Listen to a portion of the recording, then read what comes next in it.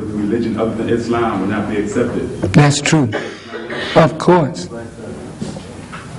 The Holy Quran teaches that if you come up with a religion other than Islam, Allah will not accept it from you. Is that right? Then you read in the Quran, those who are Jews and those who are Sabians, those who believe in Allah and the last day, they have their reward. Now, how do you harmonize that? By saying that when I go to a church, I don't try to convert those people to Islam. Then am I then aiding them in destruction if on the judgment if they come up with a religion other than Islam? No. It's really great when you understand. See, everything that I'm doing, if you study, not just look at the man, but look at the method. There's a technique that I am using to further the work of the Honorable Elijah Muhammad. Now, have you heard the Honorable Elijah Muhammad saying that all black people are Muslims by nature? You heard him say that? I read it. You read it? Okay, you read it. Now, if all of us are Muslim by nature, then you can't convert anybody to Islam. The lesson, the Savior never said convert the people. He said his greatest teaching was accept your own and be yourself. Right. What is yourself? A righteous Muslim. Okay. Now, when I go to church,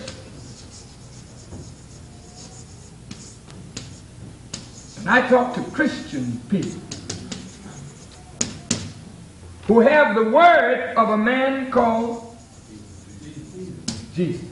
Do we recognize Jesus? Yes, sir. We do? Yes, sir. Every Muslim recognizes Jesus. Is that right? Yes, sir. Then we recognize Jesus' revelation called the Injil or the good news. So when I go to church, I know that the truth that Jesus taught is there. They may be confused, but it's there. And I also know that the nature of the people is righteousness. And I also know, listen to me carefully now, that when you talk about converting people, you frighten them. Yes, sir. That's right. That's right. Now, a person has been Baptist all their life. How do you tell a Baptist that's been a Baptist 60 years, come on over, I'm going to make you a Muslim? Now just listen to what I'm saying. They say, Muslim, what is that? Then they begin to see Muslim as, oh, I got to change my dress. Yes, sir. Or they see Muslim as, I got to wear a headpiece, or I got to do this, or I got to do that. And they make the jump. Okay, I'm going to make it. I'm going to make it. And they leap from the church over to the mosque and never quite make it. They're neither this nor that. They're somewhere in between, lost, never have made it. And believe me, brother, Imam Wa'ad-Din Muhammad proved that many who claim to be Muslims had not quite made it yet. So here's the way I approach it. And I'm telling you straight up, I'm a scientist. Yes, sir. Yes, sir. I'm a scientist.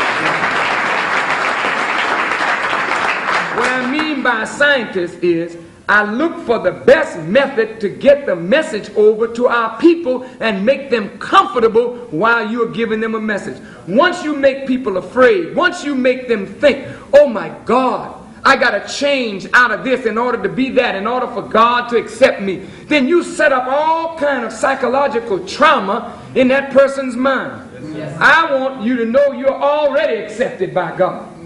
He has already chosen you to be his people in the church, in the prostitution house. Yes, you still the people of God. You messed up, but he chose you. Now how do I get you out? Yes, sir. Well, if I took you out of the church, where am I going to put you? We ain't got enough room here for everybody that's in the church. So the Honorable Elijah Muhammad said the truth would be taught where? In the church.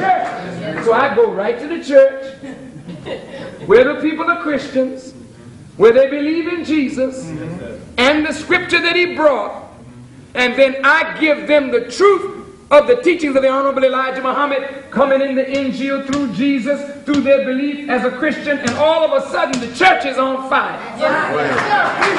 Now,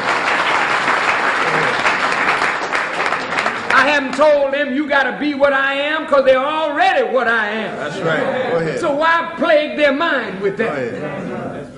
I just keep on feeding the nature of them, which is righteousness, and before you know it, what happens in the church is the old rituals that they begin to grow up out of, they leave it off.